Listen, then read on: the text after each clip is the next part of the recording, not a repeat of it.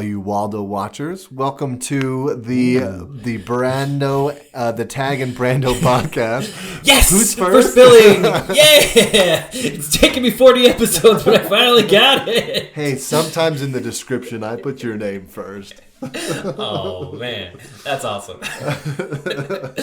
Ding, ding, ding. Nailed it.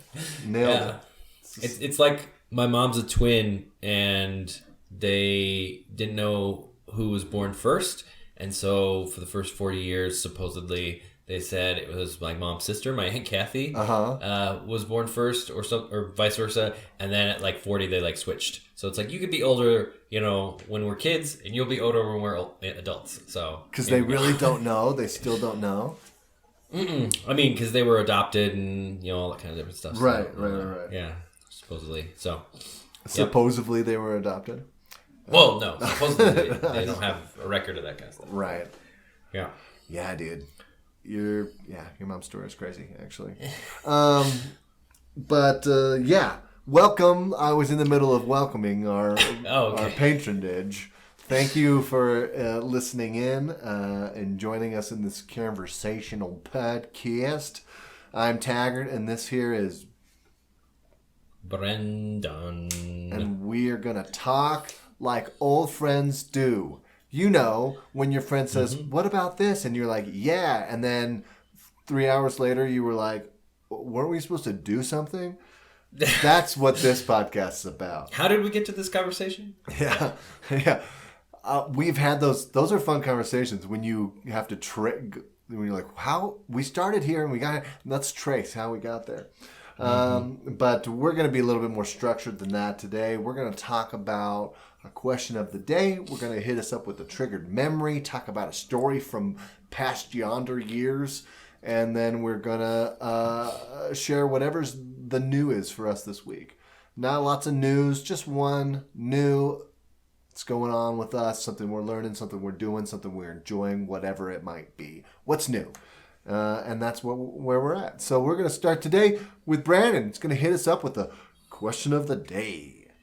All right. So, Taggart, when you think of time, what in your life do you require a timepiece for?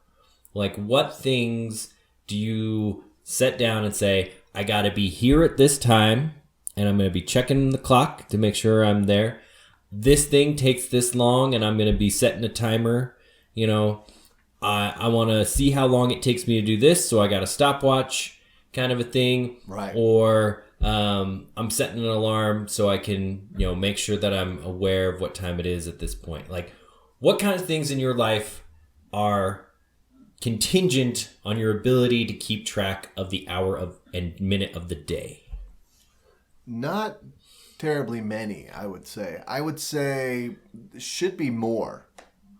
Okay. For time management's sake, but it's not very many.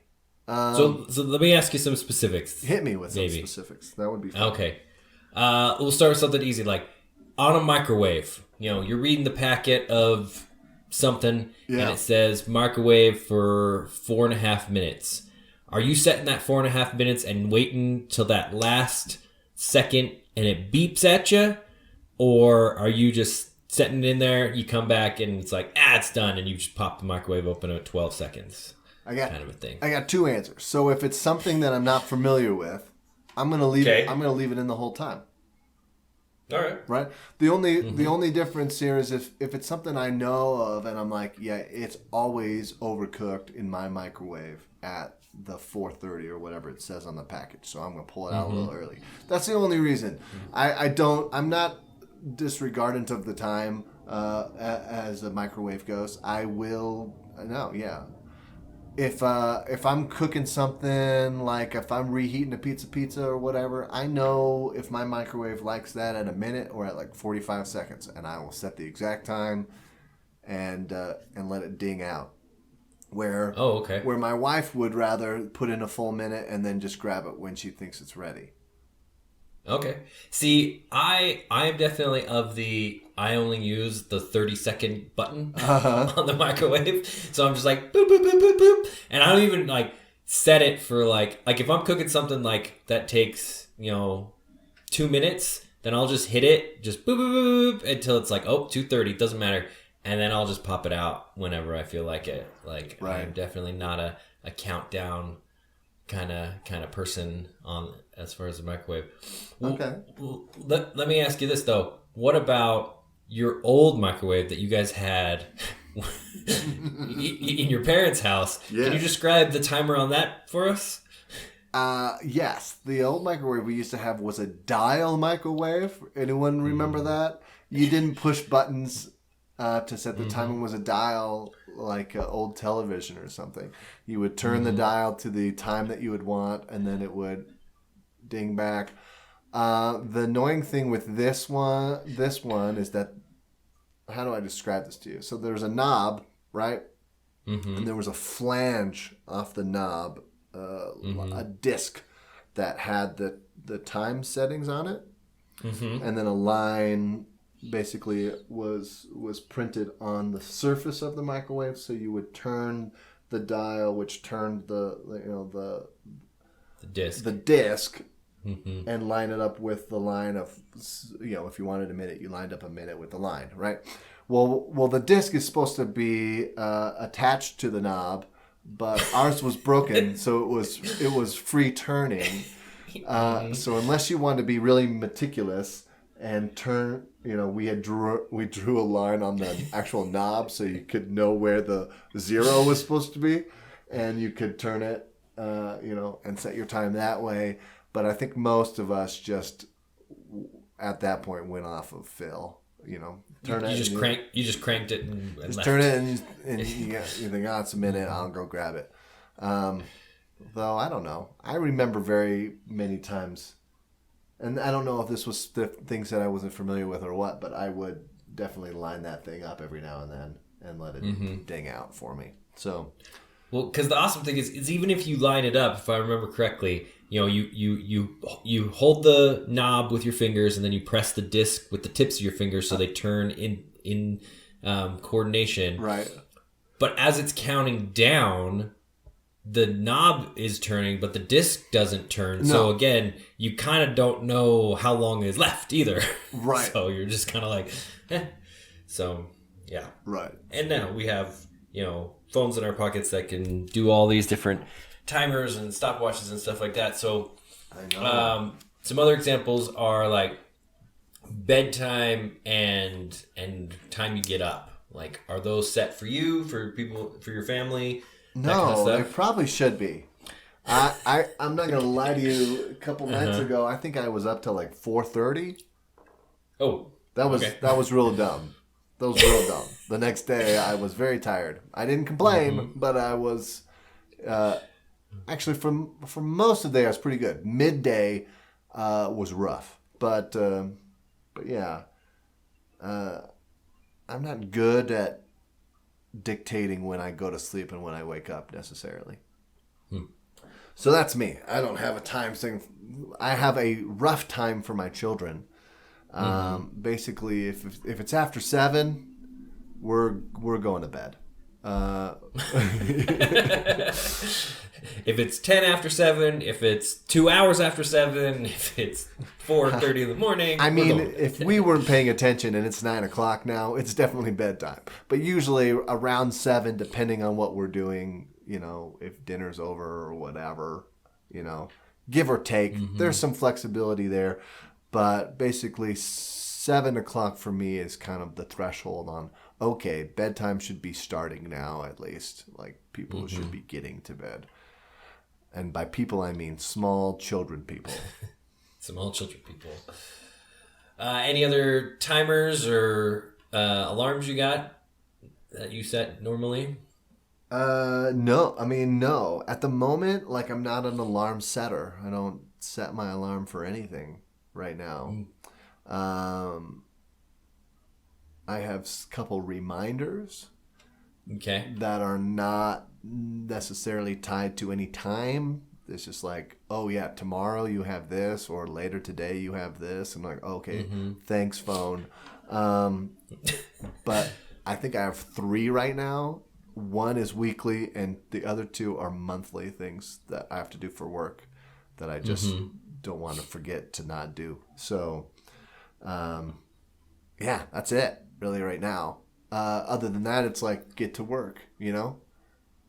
When I have to teach children to play instruments, I better be on time for that. I don't like to be late for that. So that's the big one. But Okay. how about yourself, sir? What? So you got some timers, you got some reminders, you got some I philosophy usually, about time. Yeah, I usually set an alarm in the morning, but that alarm more and more is more of like how much longer I have to sleep, because I wake up before the alarm goes off.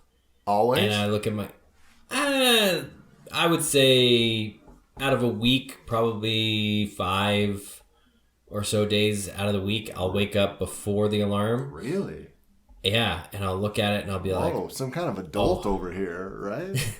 and I'm like, oh, I am going to go back to sleep because I'm not going to wake up now and everything. And I have pretty good command over my ability to sleep at different times for different amounts of time and everything. Yeah, I can legitimize that statement. Yeah. And so if I got 5 more minutes on this alarm, it's kind of a question to myself being like, I could get up, but I could just go back to sleep for 5 more minutes. And most of the time I'll go back to sleep for the 5 more minutes. Okay, I was going to ask you, what's your cutoff? 5 minutes obviously is not. Like if you got 3 or 2 minutes or 1 minute left, do you say, I'll try to take it? Or do you just lay there and wait for it to go off? Sometimes I will just lay there for like 2 minutes or so. And sometimes I'll hit the snooze because, I could take a faster shower or something like that, like...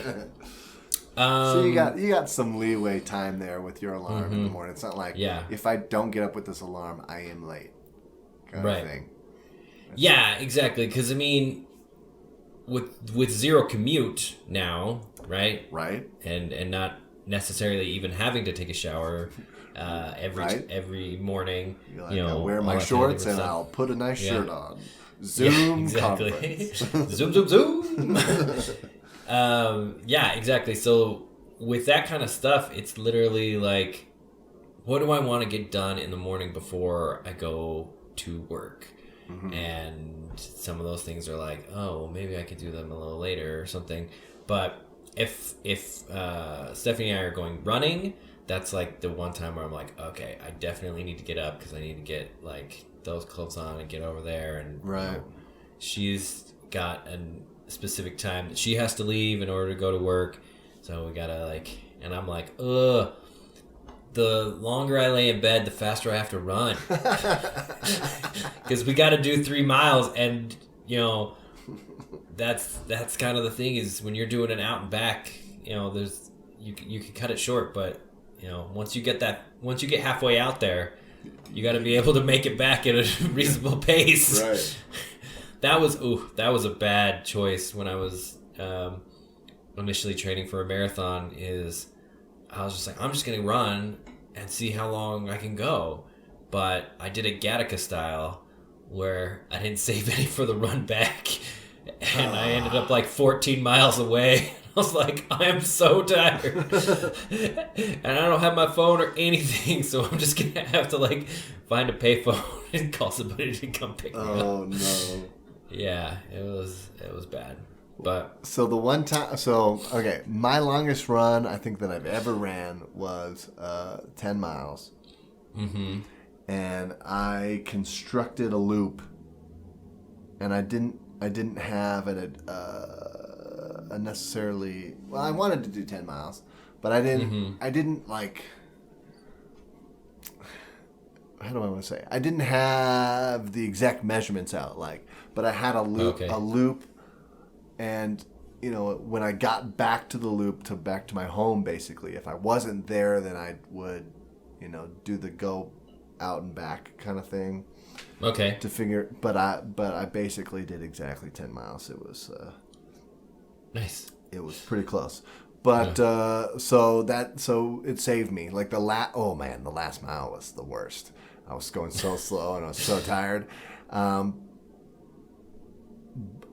like my house was right there and I could see it and I was like, yes, yes, yeah. The out and back, unless you really know, unless you really got it mapped out, it can be dangerous. Yeah, exactly. I mean, like, at any kind of pacing or whatever, you got to realize how far out you're gonna go, right? Because yeah, it's definitely the Michael Scott fun run race for the cure and whatever, where it's like, where are we? It's like, probably about 3 miles from the office. It's like, couldn't have made it a circle. Stuff like that. So is it fair to say you could get through a day with no time instruments at all? And not be ill-affected? And not ask people, like, what time it is, obviously. Certain days. Okay. Like today, I have a schedule because I got to teach children to play and things like that. So, like today, no, because then I'd have some angry parents like, why is my child's lesson taking 45 minutes? I thought it was 30 minutes, and then one after was like, why aren't we in there 15 minutes ago? So no, today's no.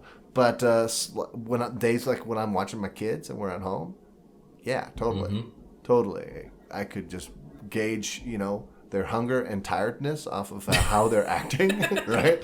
No, it's lunchtime. Oh, okay. It's bedtime. Time for nap. And we could do that pretty easy. Okay. Where's the sun? That looks like lunchtime. That looks like lunch. Yeah, I definitely say a weekend I could get through easy. Yeah. With no time instruments. It's just kind of like, okay, you got to get up. You got this list of stuff you got to do, this stuff you want to do today, all that kind of different stuff. And, yeah, it's interesting because, like, whether you have it one way or the other, you kind of get this, like, mindset of paralyzed by time. Like, I have to wait the extra 10 minutes before I could start this next thing, right? Because I'm gonna, I want to start it on the hour or on the half hour or something, or like, I don't want to get out of bed until whatever time and everything like that. Versus like, yeah, like trying to squeeze everything in. And one thing I definitely don't time anymore is like a lot of cooking stuff. Like yeah. Anything I'm making, it's like, do this for this many minutes, do this for this, and I'm like, that's just a best guess for everything. So, but yeah, a lot of that stuff obviously is practice. So yeah, and I would say at this point I use time more as like, oh, how long did that take? Right. I'm not timing it, but I'll look at like before, like my child's nap, for instance. When I put them down, I'll get a rough estimate. By the clock, like what time was that? I don't know, about 1 o'clock, 1:20 or something. And then when they wake up, I'm like, how long did they sleep? How long were you down there? Right. And if it was 20 minutes, then I say you need to go back to sleep. If it was 3 hours, I said, well, that was an amazing nap, and Dad loved it. He got some time by himself. Yeah. But yeah, I would say that's more. My gauge was like, oh, how long was that? Oh, shoot, probably should have done that faster. Or, oh, shoot, I was like, how long did that take? 4:30 in the morning. I should go to sleep. Yes, definitely by 4:30. Yeah. So, yeah, kind of everybody take a look at your day. See what takes time, what doesn't take any time. Meaning, what just takes as long as it takes. Well, let me ask you something. Are you or have you ever been one of those people who like to set their clock late or early? I hate that crap. Okay. I I wanted a clock that was like synced to the atomic clock in Boulder. That I could sync. Like, I hate it when like the microwave is like 12 seconds off of the oven clock. Right. You're like, You know what I I want mean? those digits to click at the same time. Dude, Like, I am notorious for when I'm setting a clock, whatever the clock closest to it is, like I will wait for the minute to turn yes. to click it over and then start it, like, okay.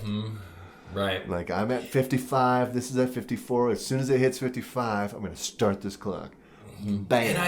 And I knew somebody that had like their car clock like 10 minutes fast and everything. And I'm like, that doesn't work if you do it. Like, if somebody does that for you, then it's like, oh man, I'm going to be late. Da, da, da. And like, that's the only thing you're going off of, right? Like, I left my house at 7:05 and it's already 7:15. I'm late. Like, well, and the thing with driving with the late clock, if you left your house and you're on time with an on time clock and you get in the car, then you are, if you're paying attention, you're already like, well, this clock is fast. Exactly. Yeah. Or you're going to just be like, every time you're driving, you're going to try to be driving too fast to get somewhere quicker because you think you're late. That's not safe. Exactly. So, yeah, I definitely, and if you do it yourself, like, I always am like, no, I know that this clock is off, so I'm automatically going to be subtracting time. Right. Yeah, you're just doing it in your head at that point. You're just like, oh, it's not 3:10, it's 3. I'm fine. Exactly, yeah. So, definitely not I'm more of let's get it as succinct as possible. Yeah. Because that's just kind of pointless. Now with everything syncing up, it's so nice. Like your phone and everything, like right. Yeah. Well, now the internet is close to the atomic time, so or should be on. But yeah, I was just gonna say, once time was created, you were like, I'm a fan of it being exact. Thank you very much. Yeah, exactly. Oh man, like that's just so funny to me. The psychology of it, where it's like, let's set this 10 minutes faster, and then it's like, then you'll always be paranoid that you're late. That sounds awesome. I know, dude. I hate the feeling of being late. Like, it's the worst. If I want, to end up anywhere, if everywhere I am going, I want to end up with like, underarm sweat, then, I'll do that. I'll set my clock fast. Dumb. Anyways, cool. Yeah, check your times. Yeah. See what you can do without. What can you spend a whole day just going off the feeling of the day? Yeah. Cool. All right. What do we got to trigger our memories? Well, we wanted to talk. We're getting summery time. Just out of the springness of it all, but we want to talk about chores. I don't know about you, but when I was a kid, especially when summer hit and we no longer had school, we still had to have responsibilities, and so we had chores that we had to do every day so that we could play and have fun times. So I wanted to ask you, as a child, what were you responsible for? What chores did you have to do? Did you enjoy them? Did you hate them? What were your tips and tricks and shortcuts? So we didn't have like a fixed system of rotating, like you do the dishes, you do the vacuuming, you do the this, you do the this. I mean, we went in and out of phases of that, as probably a lot of families do. But everybody was responsible, obviously, for their own room. When my brother and I shared a room, that was something. That was something. And everything, and then it's just like, well, I don't want to pick up, like, it's your job to clean the family room and your job to clean the living room and your job to clean the kitchen. It's like, well, that's not fair because all of his stuff is in the family room. It's like, it's not all my stuff. Some of it's her stuff. And then it's like, well, I didn't do any of these dishes. And it's like, I didn't make any of these dirty dishes. And so there was a lot of arguing and bickering because we didn't have necessarily the best system. But my mom did have a couple of tricks. So as a kid, she had the silent sweep, is what we had to do. And when we were wanting to go out or we wanted to do something or watch TV or something like that, she would be like, okay, silent sweep, 10 things. And we had to go and pick up, 10 different items from off of our floor or out of the family room or wherever she designated, and put them away and stuff. And so that was one of her things, definitely to just be like, okay, I'm giving you a set number of things and go for it. And so that worked pretty well. And it was a silent sweep because you couldn't argue or complain about it. It was just like, just go and do it. My understanding, for whatever reason, in my head, it was more of, it was without the vacuum. Like, you were picking stuff up, but not vacuuming. I don't know. I might have to ask her the origin of that now that I think about it, because that's what it always, as a little kid, that's what it associated in my head was like, oh, well, vacuuming is loud, and that picks up stuff. Well, I am my own vacuum of my toys, and I am doing it without the loud vacuum sound. Interesting. I don't know. A child's logic. It's amazing. Yeah. So yeah, I mean, it was pretty set that this is what you do. And then as a kid, when I had my own room and I had a TV and stuff. Yeah. When I had to clean my room, and it was probably maybe once a month or once every 2 months or something like that. And my room would get pretty messy. Not gonna lie. Yeah, I'm kind of like a goldfish. The more space I have, the more I just, take up that space and everything. The more you spread out. Yeah. I would specifically, I had taped off of TV Gulliver's Travels with Ted Danson. Uh-huh. Yeah. The 4 hours. Nice. And I would put that in, and I would, clean my room to Gulliver's Travels. And that was kind of my time. I would be like, all right, I'm dedicating myself for 4 hours to do this. And, if I'm got Gulliver's Travels in the background, it's not like, this is so long and this is this, and everything like that. So usually I would, be about 4 hours. But then, so that's what I remember the most. Aside from that, we had to do our own laundry. And that's the funny thing, when you get to college or, you get out on your own and people don't know how to do their own laundry. I'm like, I was doing laundry from when my arms could, leaning into the washing machine, I could reach and get all my clothes out. Right. And everything like that. I've been doing laundry for, not well, but I've been doing it for forever and everything like that. So... so was it just an expectation is if you want clean clothes, you got to do them? Exactly, yeah. Nice. Okay, nice. So when I was a kid, when I think of chores, the thing I think about the most is there were some summers, and I don't know if we did this all the time, but there were some summers, I think when we were younger, sisters fact check me, we would have an actual chore chart for the summers. My mom would make up a chart or whatever. And, it was the whole rotating thing. You got this day, you got that day, and blue, blah, blah, blue. So the one that you always wanted or I always wanted for some reason, was water the garden.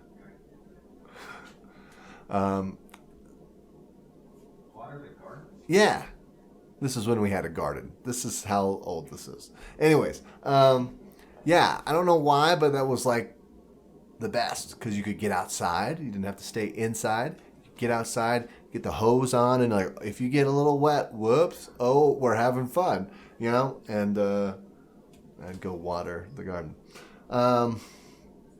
But you know, the normal ones were, you know, the one that I did not like was dusting. Dude, dusting, like, are you talking like old school feather duster or rag? What is your instrument? We choice? used rag and some kind of cleaning juice. Some kind of cleaning juice. Pledge or something of this nature? My mom had some kind of homemade, because there was a bottle and it said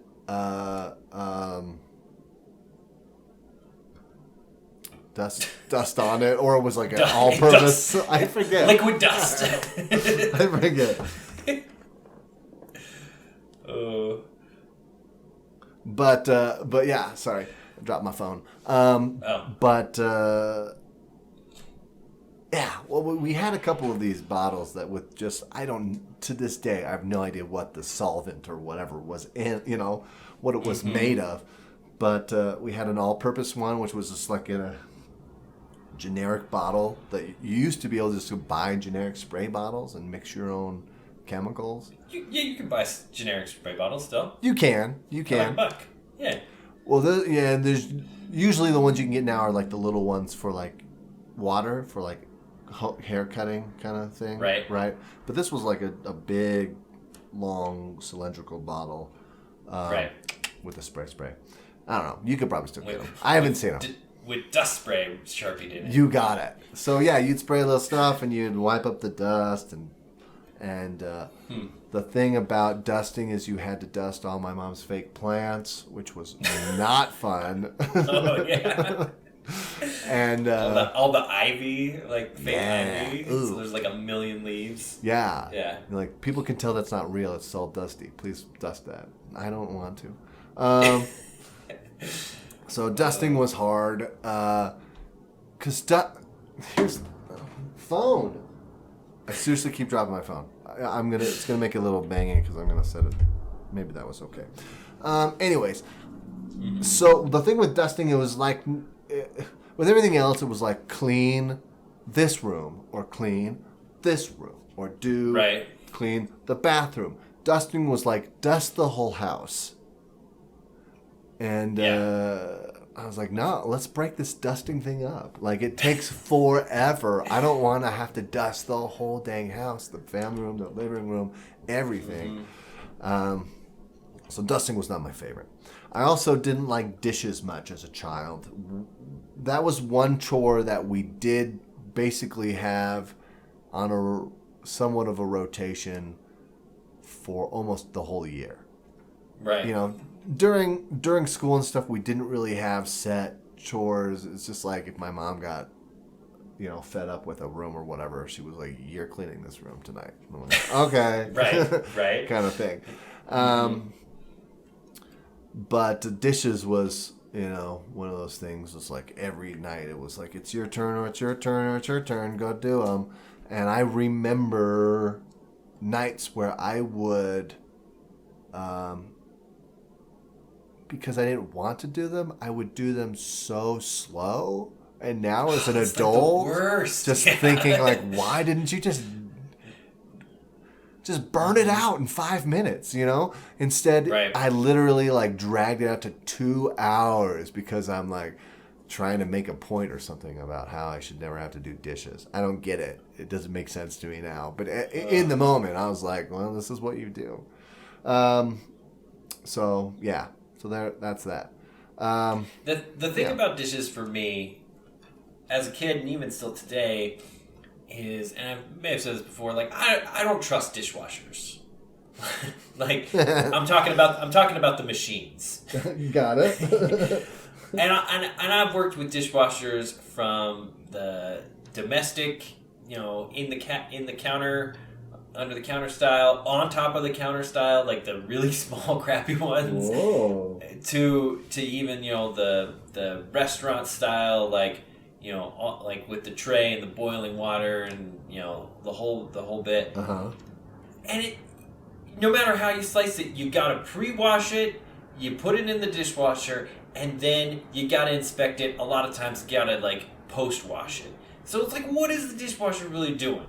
Like, right. I mean, unless it's an industrial and you gotta sterilize stuff, like for a home kitchen and everything like that, like I do all my dishes by hand at this point. It just doesn't make sense to me to like pre-wash it, load it, wait, and talking about clocks, there's a clock on this dishwasher, like there's a clock on the washer dryer, and those do not keep accurate time at all. No. It's like, this will take an hour and 40 minutes. 2.5 hours later, it's like, is the dishwasher done? Like, are the clothes dry? What the F, man? You've been stuck on 7 minutes for 14 minutes. Like, this doesn't make any sense. Why do you have this dial readout? And, yeah. Dude, and I must say, I think that dishwashers nowadays are worse than they used to be. Yeah, because, I mean, like... Why do they take so long, and why do they also do a terrible job? Yeah. I met my folks, they have an older dishwasher now. It's really not even that. I mean, it's old. It is. But, dude, it'll churn through some dishes real fast. Like, with all of us over there, we do dishes, like, twice a day. Like 2 loads. Yeah. And it just burns through it. And you're like, oh, those are already done? Yeah, they're already done. Oh, nice. Great. Yeah. It's amazing. And then I just think back to, like, our last apartment or whatever, and that dishwasher took forever, and there was always the spots on it.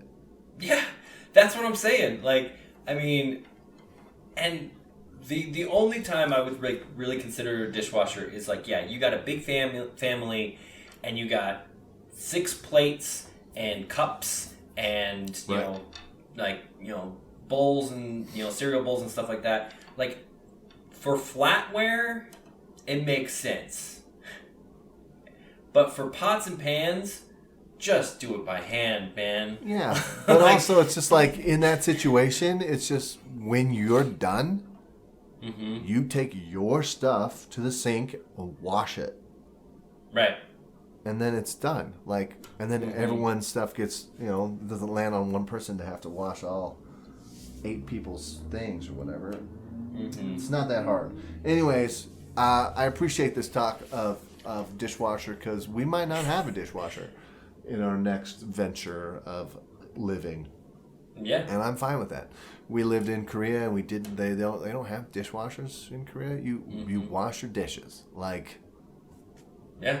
And it's, yeah, and I mean, as a kid, it is the worst because, yeah, like, that we had a little bit like, yeah, if you cook, then someone else cleans, and then it was like, well, they made worse dishes, like, right. Like when I cooked, I used 1 pot. When they cooked, they used 7. That's not fair. So then it was a you cook, you clean kind of thing, trying to make sure it's like clean as you go or whatever. Right. Kind of stuff. But definitely, the chores I remember most is just definitely picking up. Oh, and lawn mowing. That was the other one. Oh yeah. When we before we zero-scaped and everything. Lawn, like mowing the lawn was. You don't like? I don't know. It's one of those things. Like you like to go outside. You like to go out and do all the stuff. I didn't like to work outside. Yeah. Like when you're out, you're doing something that's great. But when it's like hot and you're just like running this lawnmower and it's loud and it doesn't start all the time, it was just annoying to me. I hear you. You had tons more lawn than I did. We did. Tons more lawn. We did. And when I started mowing my lawn, my father grew up with a push mower and thought that we should learn to same kind of discipline when it comes to mowing a lawn. So we had a push mower forever. Build up those forearms. Yeah, man. And if you guys don't know what a push mower is, then you're young and you're welcome. But yeah, it's like I don't even know how to explain it. If you know what a Columbine is, If you know what a combine is, you know what a push mower is.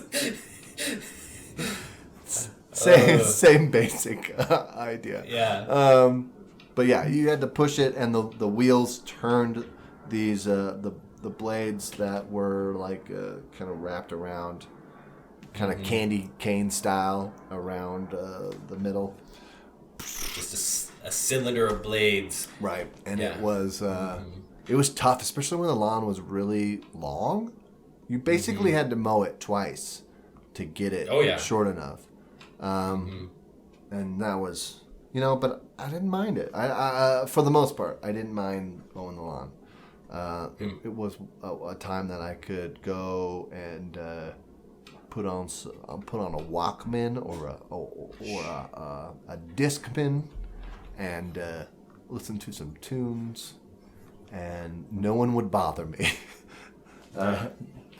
So we had to do that. We had to mow sometimes. So the best chore to get in the whole rotation was the living room, because we did very little in the living room, and it was usually very easy to clean up, and left it. I was like, do I got a living room today? You know it. That was definitely for us to, that was the room, because it's the first room when people walk in and stuff, that was kept clean for visitors and such. Right. So, yeah, you didn't have all your toys splayed out there. There wasn't a TV in there to hang out and do anything. Right. You kind of just like, if you were going to sit there and read, you could sit there and read. If you were going to, do anything else, find another room. Right. So, yeah, definitely the living room was fairly easy. I know, it's like basically vacuum and pick up a couple things and bada bang, done. Right. And then the duster would have to come and get there at some point. You'd laugh at them. Anyways, so yeah, chores. Yeah. Plan them out, do them up, silent sweep it up. Teaching young people to be responsible since things were invented. Oh man. So, Tech, what is new for you this week? Well, new for me this week. I've been married for a long time this week. Okay, congratulations. Thanks, buddy. I appreciate it. This week marks our 10th year anniversary. Ooh. So what anniversary is this? What gift? Oh, I forget. Does that give you any clue on any gifts that I've bought? Let me see. What is the 10th? 10-year anniversary gift is... Oh, come on. What the... 10-year anniversary is the... What is it? Homemade gift. No, what? No. That's not right. This is... No, what the crap? They're just like giving me ideas. I'm like, no, what is the statue? I think... is it tin or aluminum? Yeah, tin and aluminum, which represents durability and flexibility, is the traditional material for the 10th anniversary. So I should get her some cans. Here's some soda. Here's some soda and some beans. That's you would think it would be gold or something. Like 10 years, pretty milestone. Here's something made of tin. Right. Enjoy. So the modern, so that's the traditional. According to this one thing, modern is diamond jewelry. Okay, okay. Yeah. I Nine is pottery. Did you get her pottery last year? I tried. I tried to get her. Actually, I tried to book her a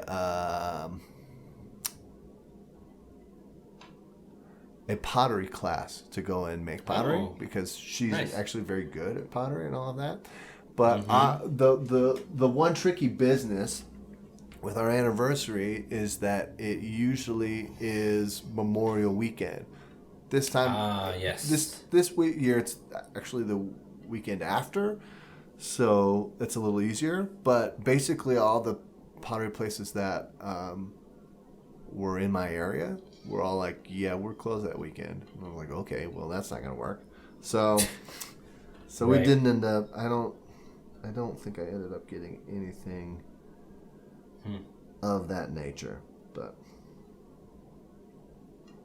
Interesting. this article. Anyway, so this what article is is giving you like good ideas, and they have this like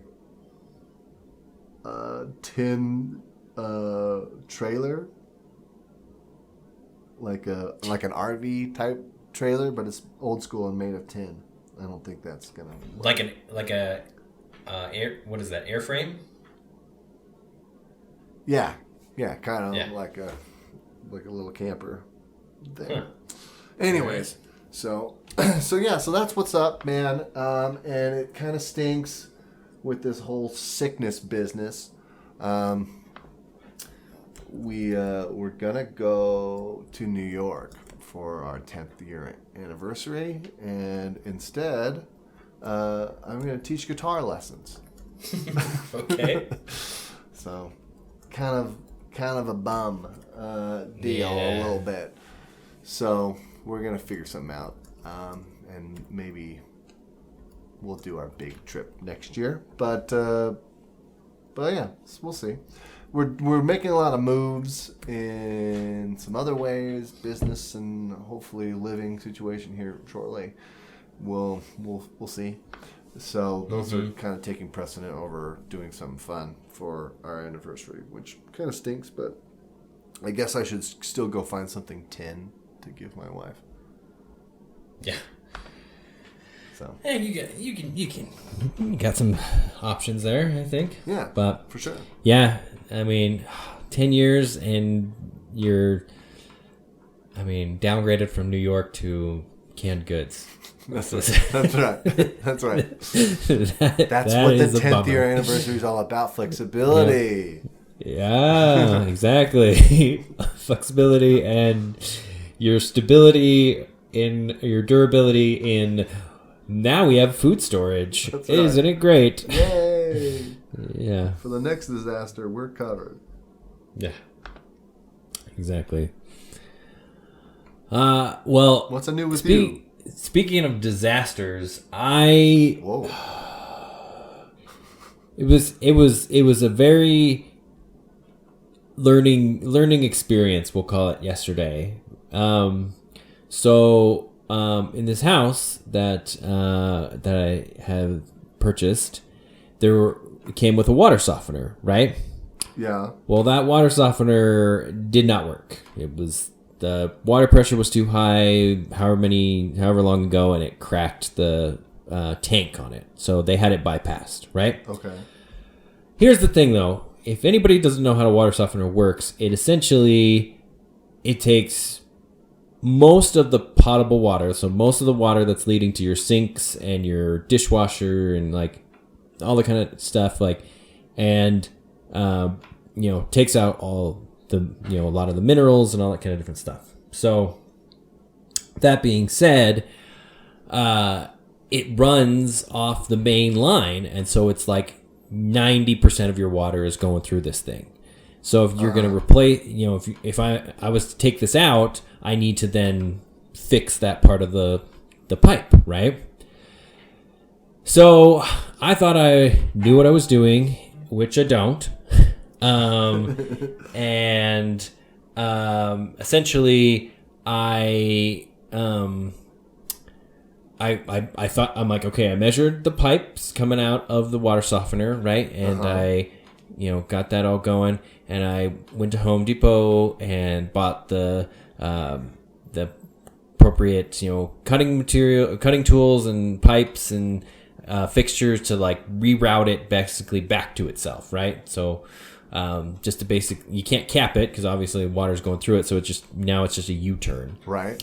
And I got the cement and everything, and I got the the primer and all this kind of different stuff to put this PVC all together. Well, I turn off the water. Like, I'm like, there's a chance I might mess this up bad, so the water's gonna be shut off for a while. I'm gonna fill up the bathtub just in case. So I go so far as to like clean and sterilize with bleach and stuff the bathtub downstairs. Fill it up with water. Potable to water. to make sure that we still can like do stuff and everything. And then I went ahead and I was like, okay, pulling the trigger on this. I got my pipe sized and, everything was ready to go. I got my buckets and my towels and all this kind of stuff. So I shut the main water off and cut the line, or cut out the water softener and everything. And aside from the line that's not the main line continuing to drip for like 40 minutes, just like streaming out, because it's just like, and so I opened like all the sinks and everything to try to flush it out as fast as possible, but it's still just like every once in a while it's like shh, just this trickle, just shh, and I'm like, oh my gosh, how much water is in this freaking line? Oh my goodness, dude. So finally I'm like, okay, I gotta do this, gotta cap it, get the cement in the elbow, the PVC, PVC, or get the cement around the end of the pipe, and then I go to and it doesn't fit, and I'm like, no, like it doesn't fit at all, like it barely didn't fit, and I was like, what the F?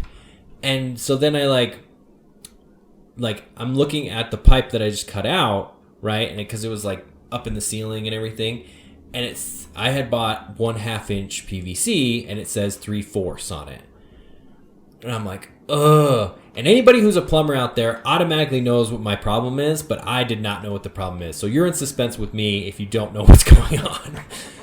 So I'm like, mother of truck. Like, I couldn't see this because it was on the other side. It was like up in the ceiling, so I couldn't read any of the...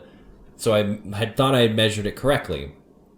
So then I go to Home Depot again, and I get 3/4 PVC, elbows and everything to come back, and I'm like, oh, this is, at least maybe the one pipe can be completely drained out, right? I come back and I go to put it, and I'm again an idiot that I didn't take the part that I cut out to Home Depot to size. I just assumed I knew what I was doing. So I get back, and of course it doesn't fit. 3/4 PVC is crazy huge. And I'm like, are you kidding me? Like, what the freaking crap? And then I read the whole thing on the pipe to see what's going on, and it's PEX. Are you familiar with PEX at all? PEX? I'm not, no. So it's this whole other type of plastic pipe. Oh my gosh. I was completely unaware of. And it has the same sizing as like copper pipes and stuff. And so I was like, are you kidding me with this? And so now I'm trying to figure out like now I got this PVC, and now I got this, and how am I going to what attachments I have to buy to now get this to work, and blah, blah, blah. Finally, I just figure out, you know what? I'm going to get the Shark Bite, which is a connection that doesn't require any cement or sealing or anything like that. You literally just plug them together, and you make sure the edges are all clean and everything, like you have to do with everything. And then there's a gasket in there, and ahead of the gasket are these like metal spikes essentially that grip on to the pipe itself. So it literally just kind of bites down like these barbs, so that it doesn't get pushed out by the pressure, and then the gasket seals, the O-ring seals the water and everything. So it's like done like that. And so literally I'm like, okay, so they have standard sizes because this is a standard size pipe. I know what size it is, and it turns out I don't even need a U, so I don't even need two of these things, because they're like, you buy a PVC elbow and it's 49 cents, right? Right. These things are $10 a pop because they're like brass and everything. And so, long story short, I put one of those elbows in to just route the water from what was the water softener back into the main. Didn't have, I forgot to say, because I'm working overhead and when I was cementing and everything and it's not fitting, my hands are just covered in blue cement. Oh my gosh, man. And I'm like, crap, I need to wash this stuff off as soon as possible or else it's just going to harden on my skin. So then there's no water running in my house. Oh, no. So I had to literally run outside to the irrigation, water, and I'm trying to wash this stuff off. By that time, it was, it's all hardened on there and everything. And so, I'm just like, I'm like working the rest of the day like I'm in the abyss, with just like my hands all blue and everything, like on conference calls and everything, just trying to keep them out of sight because they're just covered in this bright blue freaking PVC cement.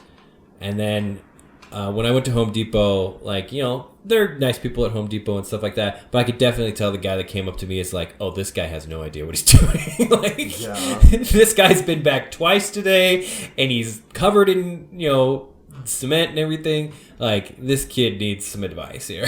And so yeah, ended up getting a couple better tools and everything like that. And then, so that was my adventure today or yesterday, figuring out how to restore water to this house. Gosh, dude. Yeah. But I sold the broken water softener and everything, so that paid for the parts. Oh, good. And everything. And now I know more about plumbing than I did before, which is nice. And it doesn't leak. So nice.